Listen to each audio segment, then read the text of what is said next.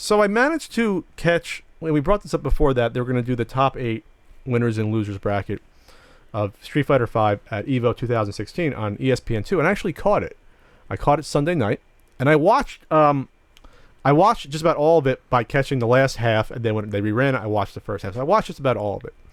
And I'll just say this. If you're going to do esports and ESPN, they did a fantastic job. Nice. I wish I had seen it.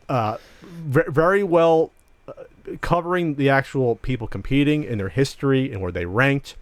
The commentary was spot on and professional. They explained... Now, they couldn't take the time to explain like all the individual moves, what they mean, but they did a good enough job explaining the general strategies of what the players were employing. I'm sure they talked about anti-airs and zoning and things like that. To an extent, like you had to keep up with it. Like I probably got more than the average person because I know a little bit about fighting games, and I've played the older Street Fighters. So, it was enough that you were following the same individuals along that by the time you got to the second or third match, watching them, you can kind of know what their strategy was going to be and how they were talking about adjustments being made and going more reckless style versus being more conservative. So that was fun. And so. The highlights to me, there's a couple of highlights. Long Island Joe, everyone loves Long Island Joe. He was the only American to make it into the top 8, and it was great because he's like exactly what you picture Long Island Joe looking like.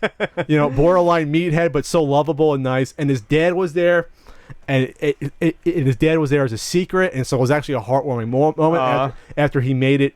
After his first win to I think he got to the quarters. And then his dad was there, and it's almost like crying. It was a really great moment. Everyone loves Long Island Joe. They were chanting for him. And then the finals was really intense. And the finals were between Infiltration, who plays Nash, and who was the other one? I can't remember right now. The other versus r.mika. And he had lost. Infiltration had lost previously, so he was knocked down to the losers bracket, which means when you get to the finals, you got to win 2 out of 3 to win one game, but he had to win that 3 times to win, but then you also had to do it again to repeat to knock the other guy down to the losers bracket. He managed to do that. That's impressive. That's hard. Like because these guys are so even if he was ranked number 1 in the world, these guys are so evenly matched. To be able to do that is pretty insane, and it was engrossing. It was like we always talked about before. If you're going to do fighting games is natural for TV. Yes, because it's one screen. It makes more easy sense to than follow. anything. You know who's who. They even cut to like they had a few shots cutting into the inserts on the top of like what the faces of both the guys that are playing or both them. You knew who was controlling which character, and obviously you can follow the good commentary, knowing what's going on. And like, oh, he's saving up his meter for the next round, or oh, he should use it now just to get like they built in the strategy. Like you could follow the strategy as well as the action as was going. So as you were watching, you learned enough by the time you made it to the finals, you basically knew exactly what was going on. Absolutely. So yeah, I had a blast watching it.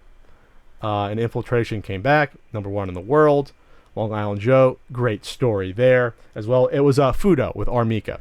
Which, oddly enough, they determined her default costume too sexy. So too much ass for ESPN. Too much ass, too much cleavage. This is whatever. That's just bizarre. I think ESPN's still Disney. Remember, yeah, still family. Like that's a small price to pay, I guess. Sure. I wonder if the costume change is what caused them to lose in the finals, though. He was just too thrown off. Yeah, I think for the first matches they could do it. And I was like, okay, you got to change it. You got to change that. It's a little too much ass. It's interesting the r.mika character. See. Let's see. Here's the final 8 here. So the final 8 we're using number 1 Nash, Fudo with r.mika, Yuka with Nash.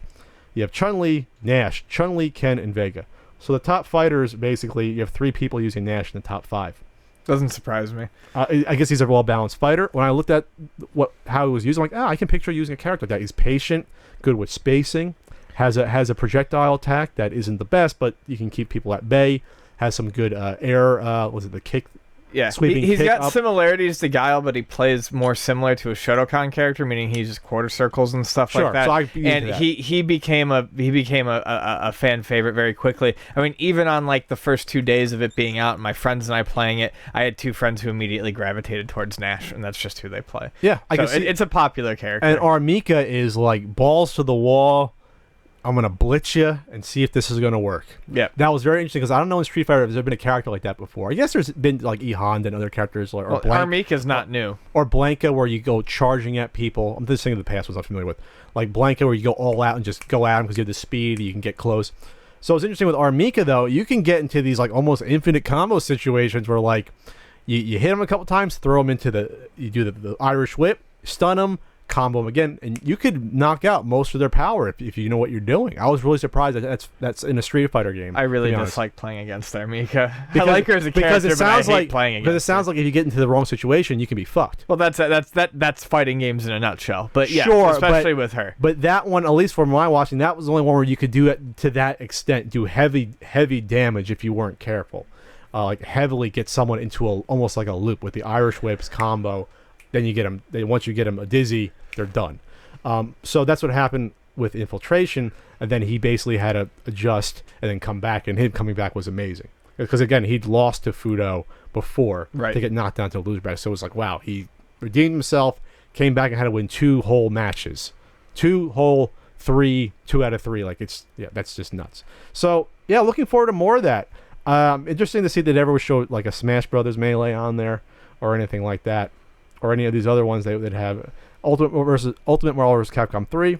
Yeah, it's Disney Marvel characters. Yeah. I hear the Smash Brothers was actually quite exciting to watch. Okay, and I didn't see any of that. Well, but my Twitter feed was actually more blowing up over that than it was the Street Fighter.